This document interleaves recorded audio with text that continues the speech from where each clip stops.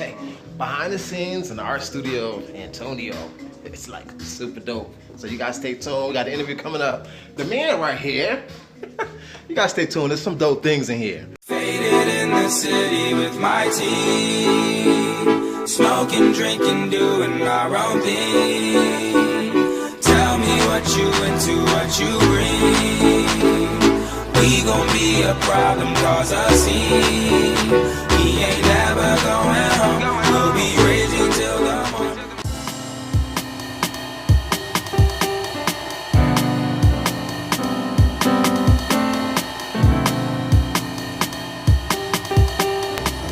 Thank you for tuning in to yet another episode of World Class Tastemakers, here with your boy Oz Hendricks. As always, we bring you the very best of style, entertainment, adventure, lifestyle, culture, and fun. And on today, we got a whole lot of style, bringing you some culture. Because I am here with the artist, the man, the painter, Mr. Antonio. What's going on, bro? How are you, man?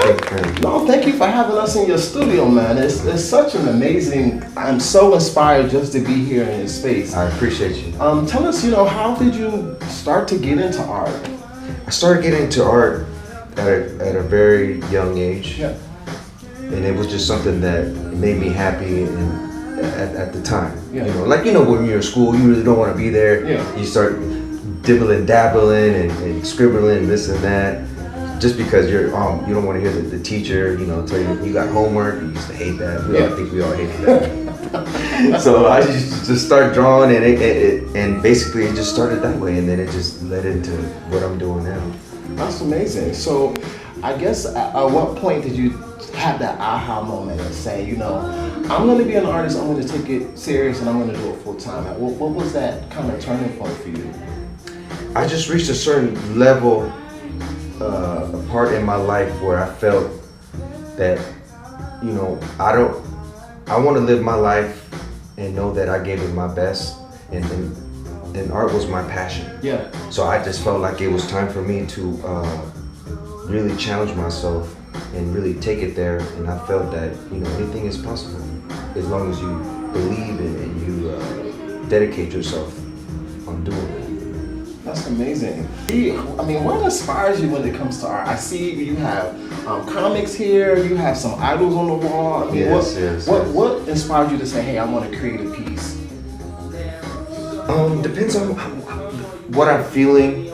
I like legends because they were an artist in their own way, whether they were magicians, they were into their music, and you could tell and you could feel their energy in their music. Yeah. And that's something that inspires me to want to paint them, just like Hendrix, Elvis, Sinatra, all those legends. Yeah. And I respect them and I appreciate what they did to me and what they're still doing for me, and that's why I paint them. Along with the comics and stuff like that, because as a kid they made me feel, so I can't forget about the cartoons and the comics and so forth.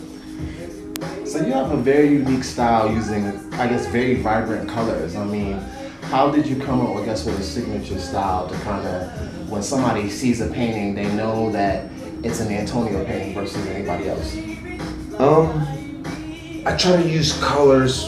Like I said in the beginning, I like to be able to challenge myself with making my style unique with colors, vibrance, and in the details and the layers of that my artwork comes with. Absolutely. So I see a picture of Picasso that you Yes. have here. You guys stay tuned. I'm gonna show you that picture of Picasso. It's hot. Is he a major influence in your life? Absolutely. Yeah, he was born in the same month that I was born in. We have a lot of things in common. Okay. I studied him, and I watched a lot of documentaries about him. Not just him, but of all the greats, Da Vinci, Raphael, Michelangelo. Because when I started getting more serious about my art career, I wanted to study the greats. So I wanted to know and see what inspired them. Yeah. So I could kind of see what it's going to take for me to get to where I need to be in my generation, in my era. So I was. If that makes sense. No, I got you. I was doing some snooping on your social media, and I seen that you done work with like Floyd Mayweather and Enrique Iglesias and some of the senators senator here in the Las Vegas, Nevada area. So, Right. I mean, how did you get to that mark? You know, how did it feel beginning to work with these celebrities and big name, high profile people and have them have some of your pieces? Well, I mean, I knew a few of them. Okay. That helped, and they support me in my art career, and I'm very fortunate to have them as friends. Yeah. And but basically, it's pretty much word of mouth. When you do something with passion and you really put all your energy into it, people are gonna see it, they're gonna feel it, and the experience is when you see it in person, it's such a feeling that you want to share with others. Yeah. You know, and that's pretty much, you know, how it all started for me, at least. You know, I didn't start off with managers and sponsors or anything. It just started off with me having a vision. I shared it with others, and people just shared it with their friends and family. Yeah. So for other artists who may be tuned in to World-Class Tastemakers and inspired by the cool things that we're going to show them a little bit later. Absolutely. What advice do you have for them in terms of really being able to take their craft serious and really make it into a business and do it full time? I believe that don't get discouraged. Be positive. Believe in yourself and always challenge yourself. How does your art play into your personal style? How about that? Oh man, let's talk about that. I'll talk about that. Really, it's the colors, you know, the comics. If you followed my career, you'll be able to see. You know, I like to do the comics, the dogs, the legends. Those are all things that we all have a connection with, and I like to be able to share it with everyone. Yeah. Especially with my color style. What artists that are currently doing things right now that are inspiring you or that you love their work so that maybe we could tune into them too? Give us some jewels. Yeah. I mean, to be honest with you, I get inspired by the legends, Okay. you know, the ones before me. I got you. And those are the ones because you got to think of it like this. In those days, they didn't have music, they didn't have, you know, they didn't have AC, you know, everything that we have to make things easier for us now, to make life easier. You know, they're over there, like just like Michelangelo, he was over there working in temperatures that, you know, he was known that he was one of those artists that he loved his work so much, he didn't care how bad he smelled. Yeah. He's over there working 10, 13 hours a day, and he's walking through the city, the town, even though he was and he's still one of the most wealthiest artists till this time. Oh, wow. You know, and he passed away like that, but he left it for, you know, some of his family members. Absolutely. So the show is called World-Class Tastemaker. So what does you're a world-class tastemaker, as you guys can see. So what does being a world-class tastemaker mean to you? I mean, I believe it's just sharing it with people, sharing the good energy and the positive, share that positive vibe with everyone. Okay. Absolutely. So share with us how we can get in contact with you if we want to buy some cool art pieces or, you know, to contact you to get some sponsors or, you know. Yeah, absolutely. You could reach me at www.antoniofineart.com or my Instagram at Antonio_V702. All right. Or my Snapchat too, Antonio.fineart. All right. For the behind the scenes.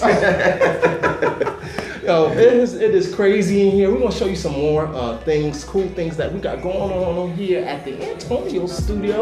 So walk us through your studio and what you got going on here, man. Ah, man, I appreciate that. If you don't mind me sharing, I'll let you know what it really means. Okay, yeah. As far as these comics, you know, these are just things that inspired me. You know, it started as a kid. You know, I'm a big fan of Scrooge McDuck. You know, watching him as a kid. You know, so you know, now that I'm grown, you know, I got to be able to share it with the world. You know, where it all started from. So do you find that there are a lot of adults who still love the cartoons as well? Absolutely, we're all kids at heart, man. We all, you know, at some point, you know, you look back and you think back about those beautiful, memorable moments, priceless moments as a child that you share with your brothers or a family member or your parents. Yeah. So, but these are a lot. This is basically my collection. Yeah. That I've collected, and some, you know, I like to recreate and do my own version. Yeah. Like, you know, this guy painting, you know, I'm a painter, so I made Scrooge McDuck a painter. Yeah, absolutely, absolutely. If that makes sense. No, I got you. You know, I wanted to be able to, you know. And he's painting money. Yeah. Share that energy with everyone. Yeah. You know, so, you know, and I'm a big fan also of Homer and Family Guy, you know, and I'm a big boxing guy, so I painted them finding each other with the Monopoly Man. And I remember playing Monopoly with my brothers and like, oh shit, they used to always kick my ass in it and this and that. So, you know, but that's what it was. And, you know, being able to share those moments now as a person, as an artist with everyone. Yeah. That energy, because it's all about that energy, positive energy, put it out in the universe. Absolutely. I guess now we go over to... Absolutely. Follow me. Okay, so basically, this is like my self-portrait of myself that I did for the first time, and these are basically my colors that I like to be able to incorporate in a portrait and give any room, office, life, and it makes you want to look at it, stare at it, especially if you're a big fan of a legend or an icon. And also, I'm a big fan of Jessica Rabbit. She was I guess you could say she was the first female that I liked. Your first cartoon crush? Yeah, exactly. I mean, she is a baddie, so I mean, you know. Yeah, exactly. So I guess you have comics and you have icons. Those are really what inspire you. Yeah, absolutely. Okay. That's what's up. So I guess what do you find is the main difference when you're creating a painting with the focus being a comic versus that when you're doing an icon? Well, with the icons, I like to be able to use colors and you know, present it differently with the colors and the vibrance. And with the comics, I like to keep it a little bit more original. Okay. And that way people could really, even though I get a little creative sometimes, but I like to keep that original. And with the legends, I like to twist it up a little bit with the colors. That's basically, you know, our Antonio right there. We thank you guys so much for tuning in to yet another episode of World Class Tastemakers. You guys make sure that you touch the world in style. All right, take care. Today, we're here with a special episode. I'm here with my Uber driver here in Atlanta, Georgia. Her name is V, and tell us about your book that just came out. Hey guys, I wrote a book this year. I released it a little bit earlier this year, last month. And it's about kind of owning yourself. It talks about achieving financial freedom in a way that you can live what your spirit says you need to, and not like 9 to 5. Not with relationships, not with houses and cars and things that everybody, you know, society tells us we should have and when to have it, by when. Because you know, when you start approaching your 30s and things like that, they think that you're supposed to have everything figured out, and most of the time we're at that point just trying to figure ourselves out. So my book just kind of gives you really good tools and guidelines to ask you questions that make you seek within yourself, and it holds you accountable. It makes sure that all this stuff you're saying you want to be free. Let's see what you're gonna do to obtain that. So I give you like a really simple guide that takes you in a space that nobody's ever taken me. And nobody ever teach me this stuff growing up, and things that we needed to know. The simple things that said, hey, we ain't gotta do what society says, nor do we have to do what anybody else says outside of ourselves. So.